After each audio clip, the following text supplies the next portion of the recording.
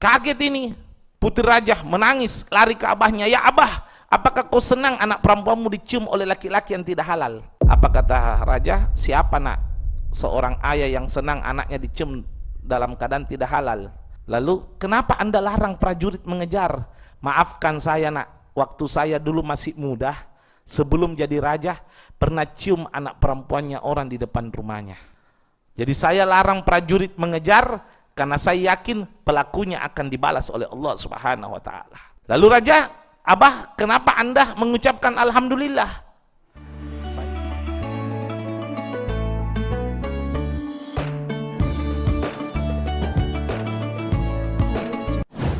Hadirin al-hadirat, kita masuk hadis berikut, yaitu di sini hadis ini menggambarkan ada dosa yang Allah balas sebelum matinya seseorang. Ada dosa. Itu kan dosa, nanti panennya di mana? Di hari kiamat. Ternyata ada satu dosa yang Allah memang sengaja mempercepat sebelum matinya seseorang. Yang paling nampak loh. Yang pertama adalah zina. Zina itu, siapa yang berzina sebelum mati akan dibalas oleh Allah. Dengan cara apa? Sebagaimana hadis sallallahu alaihi wasallam, man zana zunya. Siapa yang berzina akan dizinai anggota keluarganya, walau fi khaitin dar. Walaupun di depan tembok rumahnya. Walaupun di depan tembok rumahnya. Ada pernah seorang raja itu, dia baca hadis ini, mungkin hadis palsu ini, tapi ragu juga. Artinya gini loh, dia tidak membenarkan secara mutlak, tapi sempat bimbang. Akhirnya dia utus anak perempuannya ke pasar, tidak dikawal, tapi dipantau jarak jauh. Demi keamanan putri raja. Ke pasar, bagikan burung lepas dari sangkarnya, bebas. Sampai di pasar, pulang di depan istana, raja menunggu. Ada laki-laki kecepatan tinggi naik kuda, turun dari kudanya, dia cium putri raja, lalu kabur. Apa kata raja? Prajurit, jangan kejar. Dan raja mengatakan, alhamdulillah. Kaget ini, putri raja menangis, lari ke abahnya. Ya abah, apakah kau senang anak perempuanmu dicium oleh laki-laki yang tidak halal? Apa kata raja? Siapa nak seorang ayah yang senang anaknya dicium dalam keadaan tidak halal? Lalu, kenapa anda larang prajurit mengejar? Maafkan saya nak, waktu saya dulu masih muda, sebelum jadi raja, pernah cium anak perempuannya orang di depan rumahnya. Makanya anakku dibalas oleh Allah Subhanahu wa Ta'ala. Jadi saya larang prajurit mengejar, karena saya yakin pelakunya akan dibalas oleh Allah Subhanahu wa Ta'ala. Lalu raja, abah, kenapa anda mengucapkan alhamdulillah? Saya mengucapkan alhamdulillah nak, karena Allah berhak membalas lebih. Dan saya bersyukur Allah tidak membalas lebih kepada keturunanku. Hati-hati, na'udzubillah. Ya, na'udzubillah. Ya, hati-hati. Makanya jangan sampai main-main dah, jangan sampai main-main. Ya Rab. Makanya ada dulu orang itu mau berzina, datang sama Nabi. Bayangkan loh, ada ndak kira-kira orang berani minta izin berzina sama Nabi? Datang, Nabi, mau kak minta izin. Nabi bilang, minta izin apa? Mau kak berzina. Bukan minta izin untuk haji, umroh, bukan. Minta izin berzina.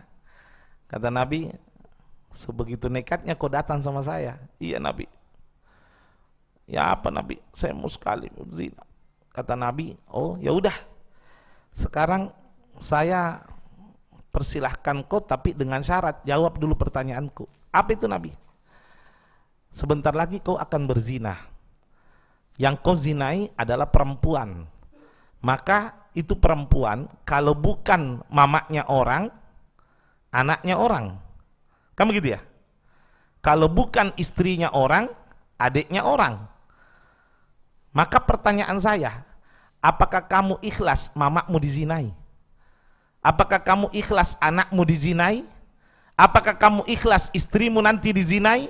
Apakah kamu ikhlas anakmu, adikmu dizinai? Apa jawabannya? Rasul, seandainya itu terjadi, saya penggal lehernya pakai pedangku. Kata Rasul, kalau keluargamu tidak mau dizinai, ya tentu keluarga orang juga tidak mau dizinai. Disitulah dia bertobat, meminta maaf kepada Rasul Sallallahu Alaihi Wasallam. Jadi hati-hati loh ya, hati-hati. Ini yang pertama, zina, maksiat ya. Nggak usah artinya gini loh. Jangan pacaran-pacaran dulu, tunggu waktu yang paling tepat. Semua indah pada waktunya. Ya, jangan main-main. Api besar itu gara-gara ada api kecil. Nggak bisa orang jadi wali kalau jejak rekornya itu pezina atau ahli maksiat, kecuali dia sungguh-sungguh tobat, dan itu berat. Hati-hati loh ya. Anda tahu kan Dajjal? Tahu Dajjal? Pernah ketemu? Mudah-mudahan tidak, amin. Dajjal itu namanya siapa sih? Musa as-Samiri. Dajjal itu muridnya malaikat Jibril. Makanya punya ilmu luar biasa. Patung itu loh, nasiram pasir, hidup itu patung. Dajjal itu. Nah, tutup matanya sampai di depan lampu. Makanya tidak pernah Dajjal naik Grab. Oh, cuma ada 2 tempat Dajjal tidak pernah nadatangi. Mekah dan Madinah, dilarang masuk sama Allah Subhanahu wa taala. Setelah dilaknat. Tapi Dajjal itu pernah datang sama malaikat Jibril. Ya Jibril, ana Musa, wa huwa Musa. Saya Musa, dia Musa. Kenapa bukan saya yang jadi Rasul? Maksudnya ini protes, bukan dia jadi Rasul. Apa kata malaikat Jibril? Oh iya, betul, kamu Musa, dia Musa, tapi dia Musa bin Soleh, bin Soleh, bin Soleh, bin Soleh, bin Soleh. Kamu Musa bin Zina, bin Zina, bin Zina, bin Zani. Tidak bisa jadi nabi. Karena nabi itu maksum, dijaga keturunannya oleh Allah Subhanahu. Makanya kalau ada ustadz penceramah mengatakan bapaknya nabi penyembah berhala atau penghuni neraka, itu ustadz koslet. Ya, karena tidak mungkin bapak ibunya nabi masuk neraka, itu tidak mungkin, tidak bisa. Yang mengatakan bapak ibunya nabi masuk neraka berarti tidak mengerti Al-Quran, musyrik. Kenapa bisa? Al-Quran mengatakan apa? Wa ma kunna mu'adzabina hatta naba'atha rasula. Saya tidak akan mengadab satu kaum sampai diutus seorang Rasul. Bapaknya nabi meninggal, belum ada Rasulullah, kosong, fatrah. Setelah Nabi Isa wafat, tidak ada nabi diutus, fatrah, zaman kekosongan. Semua yang mati pada waktu itu dijamin masuk surga, fatrah. Wa ma kunna mu'adzabina hatta naba'atha rasula. Allah tidak akan mengadab satu kaum sampai diutus seorang Rasul, berarti kosong.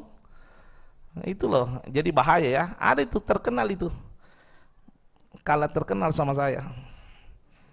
Oh, YouTubers dia itu. Na'udzubillahi min dzalik. Hati-hati kalau ceramah ya, jangan seenaknya ngomong. Saya pernah datangi rumahnya sama abah, bawa kitab itu waktu. Ami, almarhum bapaknya itu. Mana? Ini anak tak. Bilang, kenapa nak? Saya mau dialog masalah ceramahnya di YouTube, bapak ibunya Nabi penghuni neraka. Apa kata bapaknya? Jamu ku cari kina. Kenapa? Jangankan bapak ibunya Nabi bilang penghuni neraka, saya lagi bapak kandungnya Nabi bilangin neraka. Ada abah, saksi abah. Jadi kalau saya dibilang cerita hoax, itu ada saksi abah. Jamu ku cari ki. Bukan cuma bapaknya Nabi bilangin penghuni neraka, saya lagi bapak kandungnya Nabi bilangin neraka. Karena bapaknya berzanji.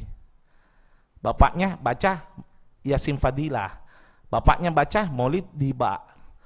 Kan yang susun Yasin Fadilah di Makassar itu kan pamannya, Profesor Dr. Abdurrahman Basalamah almarhum. Mulai dikenal miorannya itu kalau gitu.